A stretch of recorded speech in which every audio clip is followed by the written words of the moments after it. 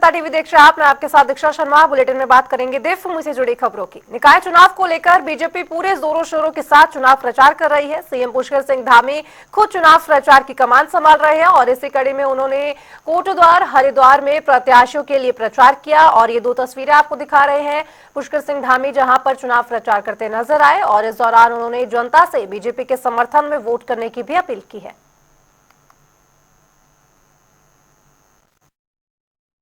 एक और भाजपा की सरकार है, भारतीय जनता पार्टी है जो उत्तराखंड को देश का अग्रणी राज्य बनाने के लिए हमारा विकल्प रही संकल्प है, उसके मूल मंत्र के साथ निरंतर कार्य कर रही है। वहीं दूसरी ओर कांग्रेस है जिनका भ्रष्टाचार से भरा तंत्र है भाइयों बहनों, जिसने केवल और केवल जनता की गाड़ी कमाई को लूटकर अपनी तिजोरियों में भरने का काम किया है। कांग्रेस के दौर में कोटद्वार नगर निगम में क्या होता था मुझे बताने की आवश्यकता नहीं है, आप सब भली भांति जानते हैं। कोटद्वार में कांग्रेस के शासनकाल में कोई ऐसा कार्य नहीं किया गया था जिसे समय पर पूरा किया गया हो। केवल घोषणाएं होती थी, उन्हें धरातल पर उतारने का कोई प्रयास नहीं किया जाता था। वहीं भाजपा के शासनकाल में अब तक जो भी परियोजनाएं शुरू की जाती हैं, जिसका शिलान्यास ही नहीं बल्कि समय पर उन योजनाओं का लोकार्पण भी किया जाता है। एक और धारा 370 समाप्त करने वाली भाजपा है, नरेंद्र मोदी जी हैं, वहीं दूसरी तरफ कांग्रेस है। मैं जम्मू कश्मीर का चुनाव हो रहा था, मैं चुनाव में गया, वहां पर नेशनल कॉन्फ्रेंस जिसके साथ कांग्रेस ने चुनाव में समझौता किया था, चुनाव में गठबंधन किया था भाइयों बहनों, वो गठबंधन के लोग कहते थे कि हम फिर से धारा 370 लागू करेंगे, यानी कि आतंकवादियों और अलगाववादियों को फिर से जो है वो प्रोत्साहन करने का काम करेंगे। एक तरफ ऐसी पार्टी के लोग हैं, एक और भाजपा है जो आदरणीय मोदी जी के नेतृत्व में देवभूमि उत्तराखंड को और सनातन संस्कृति के सनातन के संरक्षण और संवर्धन के लिए काम करती है। वहीं दूसरी ओर कांग्रेस है जो बार बार बाबा केदार के नाम पर भी झूठ बोलकर राजनीति करने से कभी पीछे नहीं हटती है भाइयों बहनों, भगवानों को भी राजनीति में घसीटने का काम करते हैं। तो वहीं पूर्व मुख्यमंत्री हरीश रावत ने भी हल्द्वानी में कांग्रेस से मेयर पद के प्रत्याशी के लिए चुनाव प्रचार किया और इस दौरान उन्होंने एक चुनावी जनसभा को भी संबोधित किया। इस दौरान उन्होंने बीजेपी पर जमकर निशाना साधा। उन्होंने कहा कि बीजेपी धर्म का एजेंडा चलाकर जीतने का प्रयास कर रही है, लेकिन वो किसी भी हालत में कामयाब नहीं हो पाएगी। इसके साथ ही उन्होंने जनता से कांग्रेस प्रत्याशी के समर्थन में वोट डालने की भी अपील की। एजेंडा चलाएं, लोग एक बात समझ गए हैं इस बात को कि ये बांट करके जो आज हमको किसी धर्म के नाम पर बांट रहे हैं, कल इनको वोट की जरूरत पड़ेगी तो हमको महिला पुरुष के रूप में भी बांटेंगे, ये बहन और भाई के बीच में भी खाई पैदा करेंगे, ये फिर जातियों के रूप में भी हमको बांटेंगे। तो कब तक हम बटेंगे, तो ये लोगों के मन में सवाल उठ रहा है और इसलिए लोग इस समय कहीं और नहीं देख रहे हैं बल्कि अपनी समस्या को देख रहे हैं। और उत्तराखंड के लोगों के मानस को देख करके मुझे लगता है कि लोग अपनी समस्या, अपने सवालों को देख करके पहली बार 10 साल के बाद वोट डालने जा रहे हैं। लोग महंगाई पर वोट कर रहे हैं, लोग बढ़ती हुई बेरोजगारी पर वोट कर रहे हैं, जो करप्शन बढ़ा है, भ्रष्टाचार बढ़ा है, उसके खिलाफ वोट कर रहे हैं। लोग अपनी शहरी समस्या को देख रहे हैं।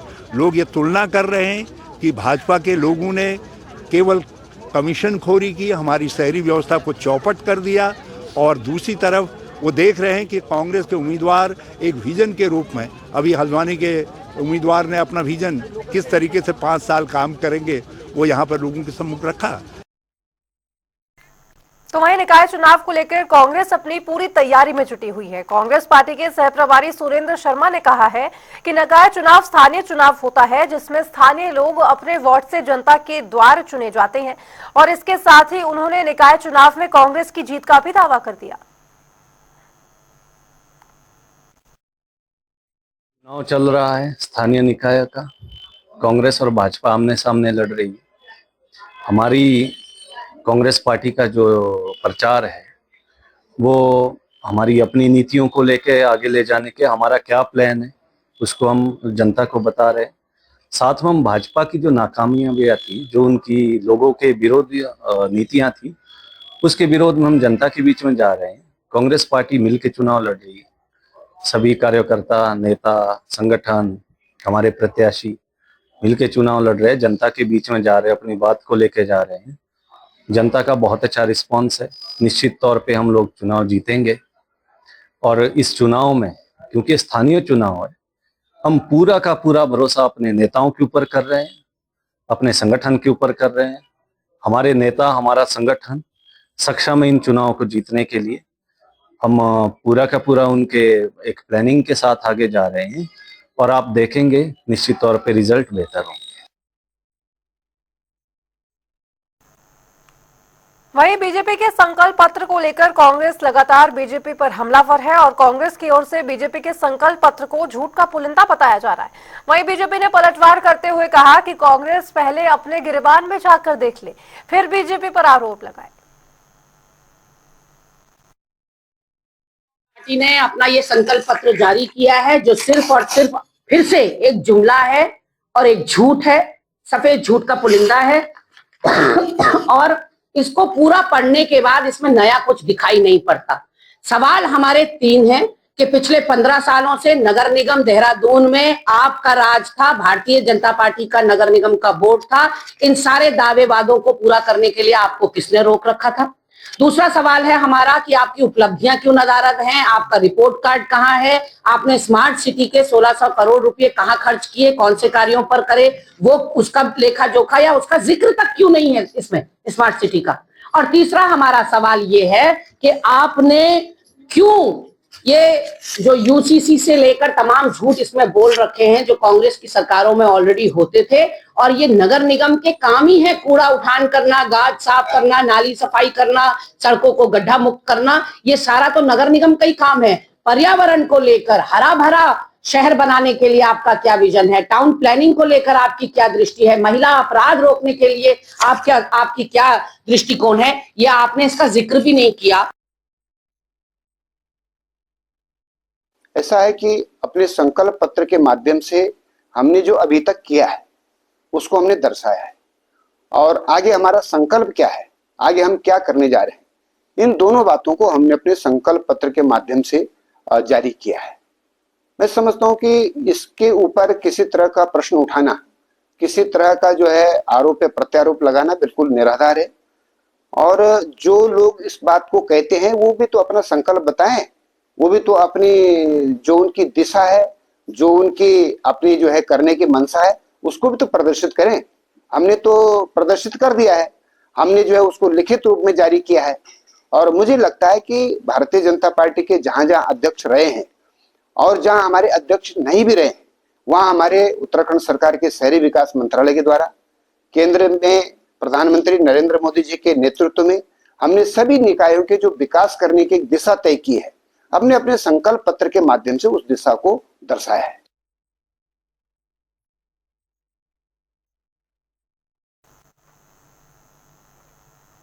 तो वहीं देहरादून शहर को ग्रीन वॉर्ड बनाने के लिए बीजेपी के संकल्प को कांग्रेस ने हवा हवाई करार दिया है। दरअसल कांग्रेस के प्रदेश प्रवक्ता शीशपाल सिंह बिष्ट ने बीजेपी पर आरोप लगाया है और कहा है कि 15 साल से निगम में बीजेपी की सरकार है, तो ऐसे में अब तक ग्रीन वॉर्ड क्यों नहीं बनाया गया। के लिए जो संकल्प पत्र जारी किया है भारतीय जनता पार्टी से, मैं पूछना चाहता हूं कि 15 सालों से तो दून नगर निगम में आप ही का कब्जा था, 8 सालों से प्रदेश में प्रचंड बहुमत की आप ही की सरकार है, फिर आपको दून को ग्रीन बनाने से किसने रोका था? भारतीय जनता पार्टी कुछ करती नहीं है, केवल सपने दिखाने का काम करती है। और जो दून की दुर्दशा है वो भी भारतीय जनता पार्टी के कारण ही है। जनता लगातार भ्रष्टाचार पर और विकास के मुद्दे पर भाजपा के प्रत्याशियों से सवाल कर रही है और ये केवल झूठी घोषणाएं कर रहे हैं। अगर 15 सालों के निगम में शासन के बाद भी आप फिर जो है वही वादे दोहरा रहे हैं, इसका मतलब है कि आपने कोई काम नहीं किया है। ना आपकी सोच विकास करने की है, ना दून को हरा भरा बनाने की है। आप ड्रेनेज का सिस्टम नहीं सुधार पाए, आप साफ सफाई की व्यवस्था सुचारू रूप से नहीं कर पाए। अब वार्डों में जाइए, नालियां नहीं है, स्ट्रीट लाइटें नहीं है, बिजली के खंभे नहीं है, पार्कों की दुर्दशा है, नए पार्क तो बने ही नहीं है। इसके लिए कौन जिम्मेदार है? भारतीय जनता पार्टी का निकाय में 15 साल का शासन इसके लिए जिम्मेदार है।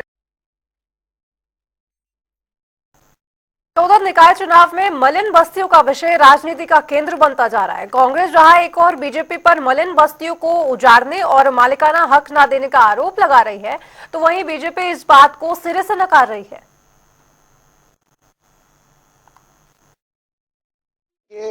इस प्रकार की भ्रांतियां हमारे विपक्षी दल कांग्रेस के द्वारा निरंतर फैलाई जाती रही है। केदारनाथ विधानसभा में भी कांग्रेस के द्वारा कई तरह के भ्रामक प्रचार किए गए। मलिन बस्तियों में जो भी लोग निवास कर रहे हैं, सरकार उनके सुनियोजित पुनर्वास की व्यवस्था होने के बाद ही उनको हटाने की बात करेगी, क्योंकि वो लोग भी हमारे ही हैं। और मलिन बस्तियों के जो गरीब तबका है, जो साधनहीन लोग हैं, उनको हम प्रधानमंत्री आवास के तहत और अन्य योजनाओं के तहत उनकी जब रहने की समुचित व्यवस्था हो जाएगी तो फिर उनको हटाने के विषय में तब बात करेंगे। तो वहीं निकाय चुनाव के लिए प्रदेश में आचार संहिता जारी है। सभी पार्टियां इसका सख्ती से पालन करें, इसको लेकर पुलिस प्रशासन प्रदेश भर में निगरानी कर रहा है। बता दें कि आदर्श आचार संहिता लगे होने के कारण 3 हफ्तों के भीतर भारी मात्रा में नारकोटिक्स और शराब जब्त की जा चुकी है, जिसकी कीमत 11 करोड़ से ज्यादा बताई जा रही है। सबसे ज्यादा जब्ती उधम सिंह नगर में हुई है, जहां पर 5 करोड़ 84 लाख की नारकोटिक्स और शराब जब्त की गई, जबकि दूसरे नंबर पर बागेश्वर है, जहां 31 लाख रुपए से ज्यादा के नारकोटिक्स और शराब जब्त कर कार्रवाई की गई है।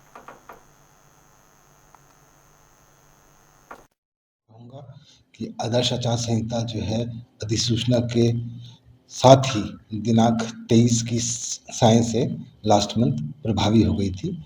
और इस बार आयोग द्वारा जो है एक्सपेंडिचर मॉनिटरिंग के लिए एक तंत्र विकसित किया गया था, जिसके अंतर्गत जो व्यय प्रेक्षक होते हैं, एक्सपेंडिचर ऑब्जर्वर्स, इनकी भी तैनाती की गई थी। और जिला निर्वाचन अधिकारियों को यह निर्देश दिए गए थे कि वो जिला स्तर पर प्रशासन, पुलिस और आबकारी की टीमों का गठन करें।